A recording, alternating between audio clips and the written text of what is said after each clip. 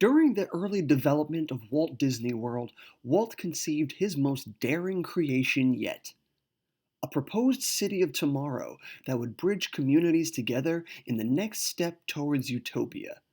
He conceived an experimental planned community that would serve as a center for American innovation and urban living, and would be known as Epcot, the experimental prototype community of tomorrow. Sadly, Walt Disney died before his dream could be realized, and the idea was abandoned over concerns from Imagineering about maintaining an operating city. It wasn't until the 1970s, when WED Enterprises began developing a second theme park, that Epcot would become realized, although not as Walt intended it. This Epcot would showcase modern innovation and enterprise, as well as a world nation's exposition. This park would be split into two sections: Future World and World Showcase, and would open as Epcot Center in 1982 and finally simply as Epcot in 1994. It is the fourth most visited theme park in North America and has overgone quite a few changes throughout its storied lifespan. So in today's adventure, we will be diving into Epcot and counting down our favorite rides. Welcome to the Adventure Outpost.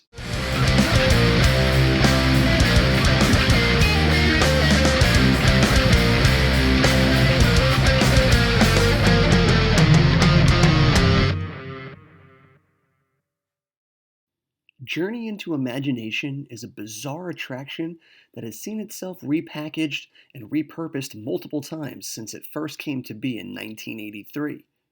You enter into the Institute, where they have 5 labs set up based on the 5 human senses of sight, sound, smell, touch, and taste. We are invited into the Institute's open house to test these senses, but thanks to a mischievous little dragon named Figment, things quickly get out of hand. The ride is a weird, offbeat, and outlandish attraction that certainly has found a niche audience, thanks in part to Figment. But for the general Disney vacationer, this ride is avoided at all costs, or used to burn a fast pass with Epcot's annoying tiered system.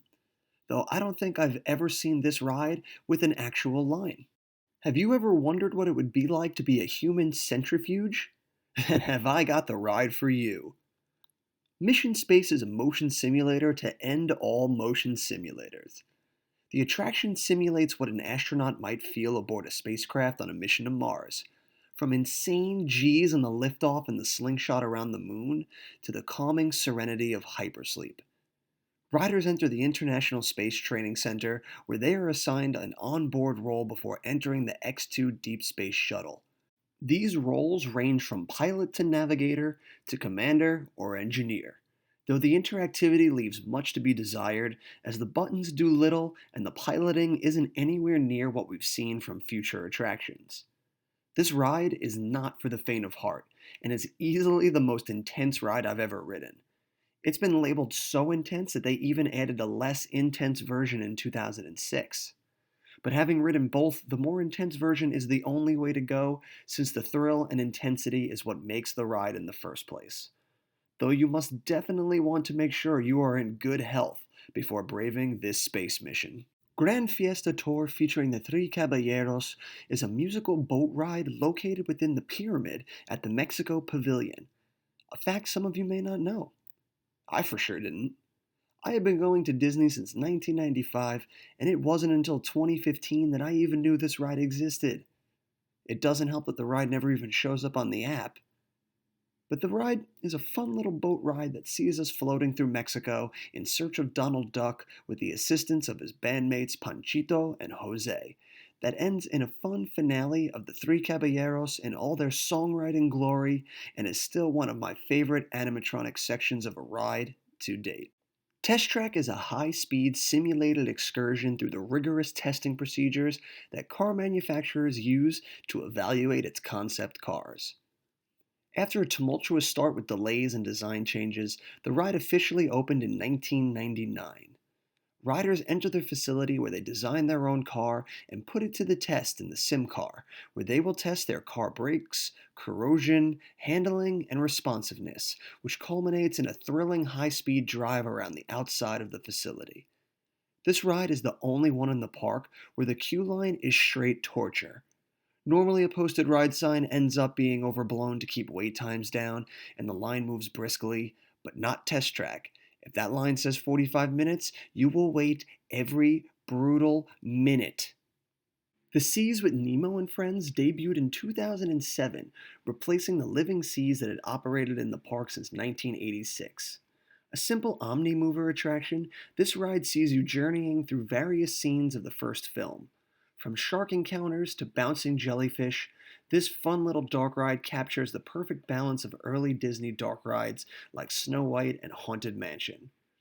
I'd love to see more omni-mover attractions come to more of the parks outside of Magic Kingdom. I also love the finale where we encounter the characters singing in the Big Blue World as they are projected onto the glass of the actual aquarium inside the pavilion. It's little touches like these that really sell the majesty of these Disney rides. Frozen Ever After is a log flume dark ride that operates out of the Norway pavilion of the World Showcase. Life seemed to stop in 2014 when Disney announced they'd be replacing the cult classic Maelstrom with another Disney IP, the 2013 juggernaut Frozen. Though in hindsight you can see why such a move made perfect sense. The movie had done gangbusters at theaters, and it was an inspired idea to turn a ride that had seen a massive decline in riders and turn it into one of the longest lines in the park. The ride opened in 2016 and was the first to use the facial animation that was pioneered on Seven Dwarfs Mine Train. The ride sees you floating past scenes from the film, along with all the classic songs you love and or despise. And while I am not much of a fan of the Frozen series, there is no denying the charm this ride exhibits through its duration with a very fun and imaginative backwards section. Soarin is a flight motion simulator that sees guests flying around the world, visiting national monuments and stunning tundras. Originally soaring over California, the ride underwent refurbishment to go global in 2016. As someone who's experienced both versions, it's very close as to which is better, and I still hope that we can one day have an option of which version to ride, as both have its charm and wonder. The ride uses a mechanical lift system to propel you high up into the sky to witness the stunning photography on a huge dome screen. Disney employs artificial scents and wind to simulate hang gliding across the 6 continents, so if you have a fear of heights, you may want to sit this one out, as the front row can feel especially high once the ride is in motion. Living with the Land is not the type of ride I bet you were expecting to land this high on the list, especially over fan favorites like Soarin' or Test Track. But such is the beauty of living with the land, at least for me. My favorite type of rides are ones that feel most closely associated to Walt's envision of what a ride could be. Fun, exciting for the whole family, and most importantly, there was a lesson to be learned or an idea to take with you out into the world as to how we can bridge our community better, and Living with the Land is a ride that very much holds that spirit true. It's a slow-moving boat ride that is one part animatronic dark ride and 2 parts educational, as we learn about technological advancements in the world of agriculture to make it more efficient, sustainable, and environmentally friendly. I love the opening dark ride that sets the stage through thunderstorms, arid deserts, and old prairie life before segueing into Disney Greenhouse, where we don't just learn about the agricultural process, but see firsthand how Disney implements it into their parks with the various Epcot festivals throughout the year. This may not resonate well for youngsters itching for big boy rides or thrill seekers looking for the next fix, but for us thinkers out there, always looking to know more than we did yesterday, there is no better ride than Living with the Land. Spaceship Earth is a geodesic sphere that stands as Epcot's centerpiece and also contains one of my favorite omnimover dark rides Disney has ever created. A slow-moving journey through our history and the part communication has played in the advancement of our species. Much like Living with the Land, I am a sucker for the rides that not only excite, but teach, and there is so much to learn in Spaceship Earth's 15-minute journey. Starting with the cavemen and working all the way up to telecommunication, it is stunning to watch our history unfold in such a manner. I am super excited for the refurb and seeing how they connect the last portion of the ride in the 80s to modern times and beyond. I'm also a sucker for the ride's epic conclusion at the top of the sphere, a beautifully scripted, wondrous encounter with Mother Earth that inspires so much wonder and awe in me every time I ride it. It's the perfect ride showcasing how you don't need epic drops or fast thrills or inversions to create a stunning piece of work. It will be so sad not to be able to ride this attraction when it goes down for almost 2 years, but I know it will come back better than ever, with modern technology once again helping to shape our narrative of how far our civilization can go. And that's our show. Epcot is an interesting park that has definitely struggled in recent years to create a symbiotic theme. But with the overhaul of Epcot currently in place, it seems Disney has listened and taken steps to firmly return Epcot to wondrous exploration of the future it once was. With rides like Guardians of the Galaxy, Play, Ratatouille, and The Journey of Water all looking to make a splash in the years to come. Now we just need them to put a ride in every pavilion, and this park will once again become a must-visit destination. Guys, thanks for watching. If you like this video, hit that subscribe button. Comment down below. I want to know what your rankings for this park are and what you think Epcot could add in the future.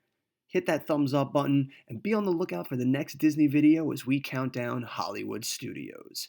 From all of us here at the Outpost, take care, be safe, and adventure on.